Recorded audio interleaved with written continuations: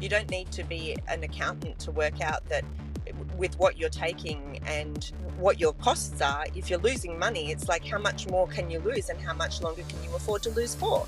Today on Dirty Linen, we are returning to one of our previous guests. Although she has moved continents since we spoke to her, Di Keser is the owner of Hardware Societe, a cafe that has spanned Melbourne and Europe with its branch in Paris.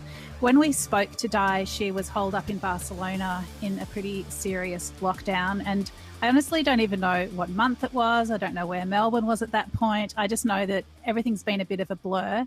And Di, I just really can't believe where you find yourself in your business and your life right now. Last week you were in hotel quarantine in Adelaide on your way back to Melbourne.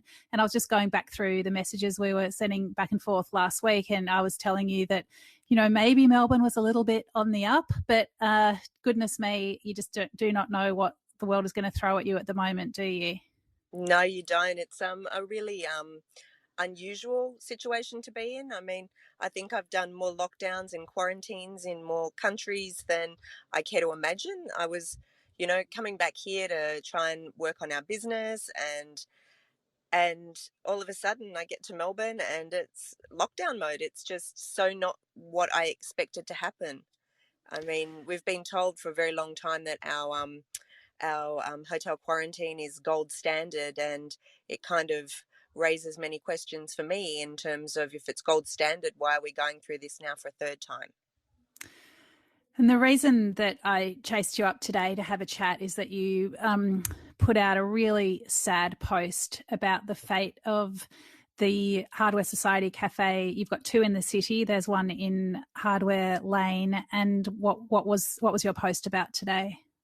Well, basically, I just wanted to put it out there that it's okay not to be okay. Like, not in my wildest dreams would I have ever imagined that where we are today, what is currently happening in the world, is still affecting Melbourne businesses the way that it is. I mean, the CBD is in the worst possible shape it could ever have been in. I mean, I've been running businesses in the city for almost 20 years, and I've never, ever seen anything like this in my life.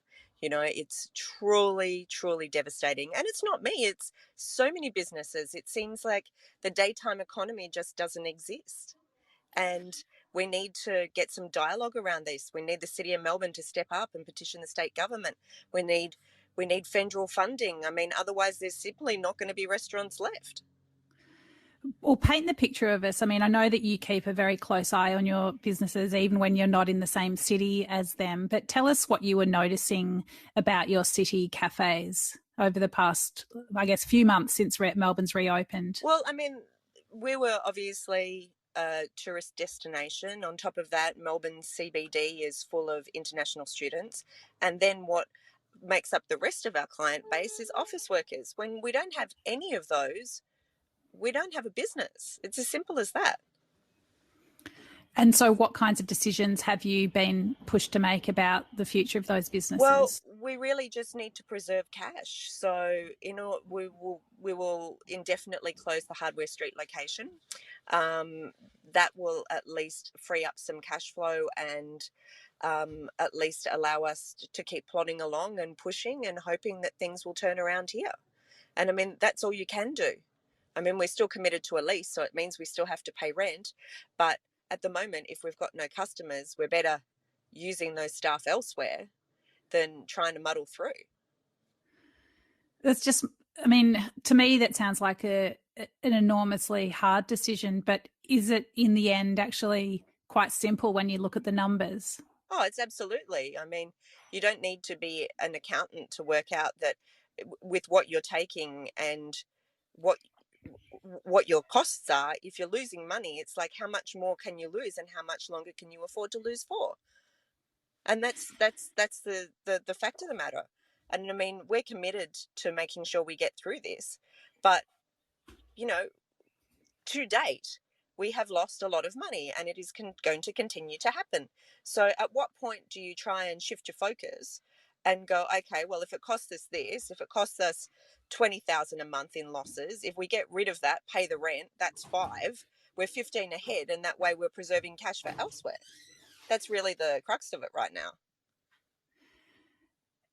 I think most people listening probably know about the Hardware Society and the cafes that you've created, but I think it's really important to put it into context. Like, these are cafes that have been a big part of what's made Melbourne what it is in terms of, you know, being really at the forefront of what cafes can do for people that come to them, but also for a city. And as you say, you know, they're destination cafes. And I think this news is really, it's really hit people hard, because you just think, you know, I've had a message from someone who runs a cafe in the suburbs, and she said, if that can happen to them, it can happen to any of us. So I think it's a real, I mean, it's not a wake-up call, because any business owner knows, you know, how close to the edge they're flying at the moment. But I think, you know, even for customers, it's just it's a really devastating blow and an emblematic loss to the city. Yeah, I completely agree. And, you know, people need to, if they live within 5 kilometres, don't go and use a delivery platform. You know, go and walk and pick up a coffee. Think about all the things that can help small business. Don't use Uber. Don't use Deliveroo. These guys are killing us, and they're making a fortune. So, you know, we're a small business. Small business needs support. It's as simple as that. And you mentioned at the start, you know, of course, as customers, there's a lot that we can do as far as where we put our money and how we choose to spend it. But talk about some of the things that you would like to see from the council or the government that would assist your business through this endless crisis. Obviously, I'm a small business compared to a lot of these large restaurant groups who had ordered in kilos of, you know, marron, crayfish, blah, blah, for the weekend, which was shaping up to be probably the best weekend we'll have had in a very long time. How do we move forward from that? Well, the state government needs to start pulling their purse strings and divvying up some cash for all of these businesses that have just basically been shuttered again for the third time. There needs to be some support from the City of Melbourne. I mean, these parklets, what's happening with these? How long are we going to have outside seating for? The fact is, some people it doesn't work. We're one of them. And then encourage spending in London, or in the UK, I should say. During summer, the government created vouchers for people to go and spend, similar to what they did, I guess, for the tourism industry, getting people to go and have a staycation away from Melbourne. Similar thing, encouraging people to spend money. And I think that this is very unique to the city of Melbourne. I mean, the suburbs seem to be faring a lot better than the CBD itself. Yeah, I think you're right. I mean, I think most people don't live that close to the city. I mean, I checked today if I could get delivery from you guys, and I was like, no, I'm out of the zone. But of course, there are a lot of people that live in the city. But as you also mentioned, so many of those were international students, and many of those are seeing the situation out elsewhere. So yeah, it's a big slice of the customer base that's people not are scared to come back to the city. You know, people are scared of crowds, and that's something that we really have to tackle. I mean, I look at our processes in Melbourne, and, you know, checking in when you go to restaurants, all of that kind of thing. Like, that doesn't exist in Europe. There's no contact tracing. If somebody comes into your venue with COVID, you're never going to know about it. Whereas here, there's some really good processes around that. We need to be able to have confidence and trust our system to know that you're going to be safe. Yeah, well, I mean, I have to say that until this latest blow, I was really trusting the system, and I think the contact collection is. I feel like that's a frontline defence system that we've got, and I think it does a really good job. You know, I'm obsessive about leaving my contact details, and I think one of the things that we've heard that slowed some of the contact tracing down on this occasion is that some people haven't left correct details, and it does slow that part of the system down. I mean, obviously, we can't have a virus escaping from hotel quarantine anymore. That's just devastating. Yeah. So, I mean, but there is, I suppose, a network of defences that are supposed to keep us safe and keep businesses open. And Exactly. yeah, I mean, obviously we're in a better position than Europe for multiple reasons. I would go as far as to say I think it's been very reckless from the federal government with vaccination. I mean, all of these vaccines have been approved in other parts of the world, Europe, the UK, the United States. And it's now the middle of February and we're taking our first delivery of the Pfizer vaccine. I mean, really, I think we could do better than that. I think, and Australians expect better than that. It shouldn't take this long to now be rolling out a vaccination program when, Israel is more than half vaccinated. The United States are powering through it, and the UK. And the numbers have, in terms of infection, have actually decreased as a result of vaccination. So why aren't we moving forward faster? I mean, is there no urgency? I know we're an island and I know we have a small amount of cases, but the moment a case breaks out of quarantine, everything stops and then it costs us money. Yeah. And by that, I mean the community. Sure. Well, I think there has perhaps been a bit of complacency about getting the vaccine out there because we've had such low case numbers. But I suppose if you're always looking to, be the best or do better or take advantage of our natural advantages, such as being an island and, having virtually no community transmission, then, yeah, you've got to have every defence swing into play, and the vaccine is obviously a huge part of that. But it does make me think that when you start speaking about frontline workers that are getting the vaccine, of course, aged care, of course, any healthcare workers, but I suppose hospitality are also frontline workers in that sense, aren't they? Absolutely. I mean, the number of people that on a day-to-day you would come across in an ordinary service would absolutely exceed that of any frontline worker when it all comes down to it. And there's no guarantees that who you are seeing don't have it. I know that in the US at the moment, there's a big debate. So let's say in New York at the moment, they're going to 25% capacity for indoor dining in a situation where virus numbers are going down. Yes, vaccine is rolling out, but there's still an enormous number of cases and, hundreds of deaths. It's just devastating. But I think one of the big debates over there is the danger that desperate hospitality businesses and their workers are put into, where this is the only way that they can eke out some kind of income because there is basically no government support. But of course, they're on the front line and it's incredibly dangerous work. Yeah, it is. I mean, look, I will agree. I do say that in terms of what the government has done here has been really helpful. There needs to be more for a small proportion of business, but to be in a position where you just have to push forward and there's a sense of recklessness as a result of that, that is frightening. I couldn't even imagine. Yeah, it is. It's terrifying to think of. And I just cannot imagine being a customer in a city such as New York at the moment and thinking it was a good idea to dine inside a restaurant. Yeah. Just think it's fraught with so many unknowns. So many unknowns and awful possibilities. Di, this must have been just a hell of a year for you. How are you going personally? I'm not okay, but I've come to the realization that it's probably better to say that than pretend that I am. It's been tough. I mean, you're away from all of your family, your friends, your businesses. It's like lotto getting a ticket to get on a plane and then whether you actually get that. I had 4 flights cancelled before I finally got my flight to Adelaide. It's kind of a roller coaster of emotions, I didn't even tell my parents I was flying home until I was at the airport and I checked in, because I was just like, I just can't go through this again if I get cancelled. It's really hard. Yeah. And then, you sit in quarantine for 15 days. To be honest with you, it was a terrific experience and I have nothing but praise for the South Australian government. The way they handled the quarantine, the experience where I stayed was wonderful. I was checked in every day by police, by medical personnel. Everything was far more exceptional than I thought. So, I had a good experience, but it seems that Melbourne just can't get it together. So...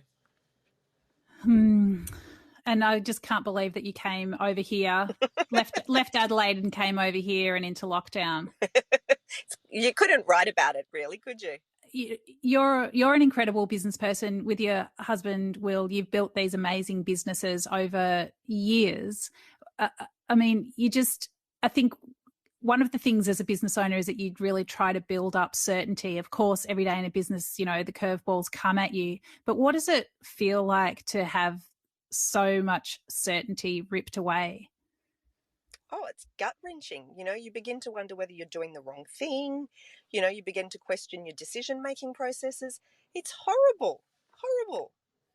But I've got to just remember that this is not something that I can control. It's not something that any of our staff can control. And we just need to work as a team and to get through it. It's the best that we can, right? I mean, what's the alternative?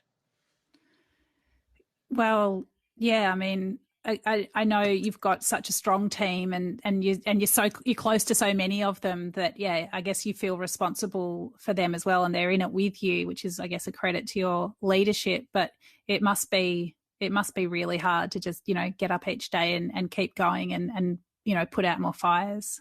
Yeah, absolutely. I mean, I'll admit there's been a few tears, but I'm not one to be defeated, and I'm not going to let COVID take me down. So, we just got to push through this and, put my big boy pants on and we'll be okay. And what's the situation with the Paris Cafe? At the moment, still closed, maybe April or May, but I guess that really depends how successful the vaccine rollout is in France, because they're not renowned for high vaccination. So at the moment, France is on 6 p.m. to 8 a.m. curfew. So yeah. God, wow. So yeah, and I mean, then what that does is it creates a lot of French are now traveling to Spain because restaurants are open in certain regions. So Madrid is completely operational food wise. So there's a lot more contagion because people are crossing borders because they want some of their old life back. So it's pretty Well, heavy that in is a Europe. mess. That Yeah, is really bad. yeah, it is really hard. But it's the world we live in, and we've just got to hope and trust that at maybe by the time we hit June or July, the numbers will start to pull back and the vaccine will start to take effect. And what about the hospitality community, whether it's in Europe or in Australia? Have you found that people are sort of on the same page as you? People are standing beside you, or is there different opinions or a bit of fracturing in those communities? Well, for us in France, I mean, small business owners don't get any support from the government. So if you, so as an employee within your business, you're not entitled to a paid chômage like your employees. So a lot of our friends who are in hospitality are actually working in their businesses, but because our restaurant is based in Paris and we actually live in Barcelona and our home base in France is actually Normandy, that's not logistically possible for us. Mm. So, and to not have our staff on chômage would be a greater expense. So I think everyone's kind of in the same boat, and they're just trying to tread water. And obviously, I created a flurry of conversation last night, and it's refreshing to know that other people feel like we feel, and they just haven't had the confidence to say it. And it's just all about dialogue and having conversation around this, and knowing that there are people to talk to, um, and it's okay. I mean, I had some horrible, horrible comments on my Instagram post suggesting that if I took $10,000 a day and I turned over $4 million a year, I should have the money to be able to get ride through this. Now, I'm not sure if anyone actually realizes what wages costs are and what rent is and what costs of goods are and how much that actually leaves for a business owner, because it's not a lot. Yeah, I mean, it's not a lot in normal times, No. right? So in normal times, so when we were riding higher and we were busy, we should have thought about the fact that there would be a pandemic. So there's some pretty horrible people out there that really need to understand that this is not a time to be nasty and writing horrible things. I mean, I had some lovely comments from people who couldn't believe what others had written, and I was just flabbergasted. I mean, who does that? I mean, keyboard warriors sitting behind a computer, not wanting to put their face out there, but it hurts people. So, in a time like this, people just need to think about what they say and how they say it, really. Definitely. I mean, there can never be too much kindness. And I don't know what anyone's motivation would be, like to question the way that you manage cash flow.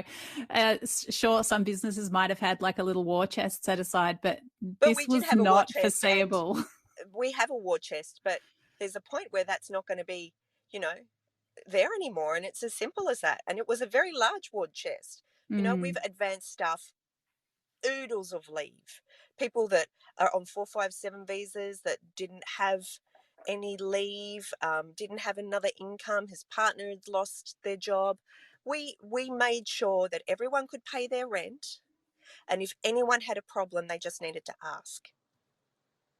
So, before people jump on board and think that, I'm crying wolf and I should have, X, Y, and Z in the bank just to make sure for a rainy day, live your life for a moment like we do. And I know that I care for all of our staff, and anyone just needs to come to me and say I'm not okay, and I'll be the first one, no matter where I am in the world, to make sure that they are. There's one thing that is sort of troubling me about the situation and the pressures that businesses are under, and that's the pressures on businesses to not pay their staff or not look after their staff in the way that you are. And, there was a really disturbing video. Actually, it might have even been while you were in quarantine. Yeah, it was probably while you were there. So there was it was hard to exactly work out what was going on, but the stories that came out afterwards, it seemed to be that there was an international student from China who had not been paid for working. I don't know if it was wages or if it was a trial shift at a bubble tea cafe in Adelaide's Chinatown, and it was someone associated with the employer, not the employer, who hit her, hit this girl that was asking for her wages. And following on from that, there was some protests by union and international students and other workers in Adelaide's Chinatown outside some of the restaurants that had been accused of underpaying staff. And I think there is, and of course there's all the issues around delivery drivers and, these often desperate internationals that are just trying to scrape by without any government support or assistance. And really know where to turn. And it does worry me that in an economy that is so squeezed, that some of the people that are very vulnerable are just going to be even harder done by. Oh, I completely agree with you. I mean, we pay above board. All of our staff are paid by the award. Casuals, full-times, everyone is covered the way they should be. And that's the way a business should be run. So if you go into a restaurant and you see a plate of food that costs you $10 or $15 as a main course, it is your responsibility to think about, is that person being paid what they should? Because 9.5 times out of 10, they're not going to be. You go, oh, lobster Benedict at $26 is expensive. Okay, so lobster's $70 a kilo at best. By the time it's cooked, the shells removed, the labor costs are taken into consideration, etc., etc. There's no margin. I mean, this is the reality. So people need to start thinking about what it costs them to dine out. And if they are eating somewhere that is inexpensive, it is generally going to mean that the employee is not being taken care of. It means that they're getting paid cash in hand. All the restaurants that closed up as a result of COVID were just paying their staff cash in hand and didn't get JobKeeper as a result. So many of them fell into that bucket. And it's disgraceful. It's really highlighted some of the ways in which the system is broken. And I'd perhaps also add to what you were saying. It's like, yes, it could be the way that the staff are being paid, but it can also be about the produce that's being used. And if you want to eat, for example, ethical pork, there is a cost associated with that. Yeah, I do agree with that as well. But, the majority of it is all going to come down to labour costs when it's said and done. Because that's the largest proportion of your costs. Yeah, well, ours is 65% at the moment. Wow, that is a scarily high number. Yeah, it is. And before COVID, 47. And that's paying above board with everything.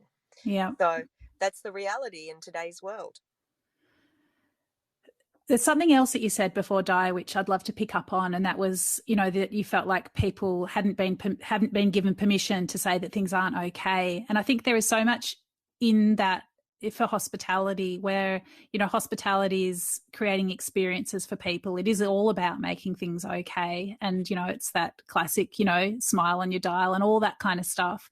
Do you think that it is particularly hard for hospitality people to let their guard down in that way? Yeah, I think it is. And I think that since COVID, the customer experience has changed as well. And the customer is far more difficult and demanding, and it's putting a lot more pressure and stress on the staff. So it's an interesting model. I mean, I'm a female, and I can be vulnerable, but as a male, you can be too. And if you're having problems, it's okay to say you're having problems. We're not perfect. This world's far from perfect right now. And we really need to communicate that, talk to someone, make sure they know that it's okay not to be, and that there's someone that's going to be there to listen, to work through your problems, talk it out, hug it out, cry it out, drink it out. Yeah. Water's good. Gin's good too. No, look, you're absolutely right. And I certainly don't want to make light of what you're saying. Like, anybody who feels like they need someone to talk to and doesn't have a friend or a medical professional that they can reach out to, you can certainly talk to your GP. Exactly. You can, Beyond Blue has a coronavirus hotline as well. We'll put that in the show notes. So yeah, don't hesitate to reach out. It is a really, really tough time. And I think this third lockdown has really shaken a lot of people in Melbourne, because we felt like we were just starting to trust normal a little bit. And so it has been really destabilising and brought up a lot of stuff, and there's a lot of stuff to bring up. Yeah, it's true. I do agree. Di, just all power to you. Thank you for just being who you are, and thanks for what you bring to Melbourne. I'm glad you're here. I'm sorry you're here under these circumstances, and I hope that there are some good times to come, and that your time in Melbourne can be a little bit joyful, as well as just full of a whole bunch of logistics and pain. Yeah, look, I'm sure that the state government will get this right. Well, I'm hoping they will, and Melbourne will rise like a phoenix, I guess is the best way to say it. And, we'll come through this. But, I just guess in today's world, you can't plan for anything. And I guess I'm an example of that. So, it's just the way it goes. And I'm okay with that. So, we just need to knuckle down, and next day, next issue, right? Totally. I will see you for a lobster Benedict soon. Look forward to it, Dani. Thanks a lot. Thank you so much. Thanks. This is Dirty Linen, and I'm Dani Valent. We air the issues that the hospitality industry finds hard to talk about. We spend a week thrashing around each issue, hearing from different people with unique perspectives. We want to hear from you as well. If you have something that needs to be said about a topic, get in touch so we can include your perspective. Contact us at dirtylinen@deepintheweeds.com.au or hit us up on Insta at Dirty Linen Podcast. We can't wait to hear from you. This is a Deep in the Weeds production.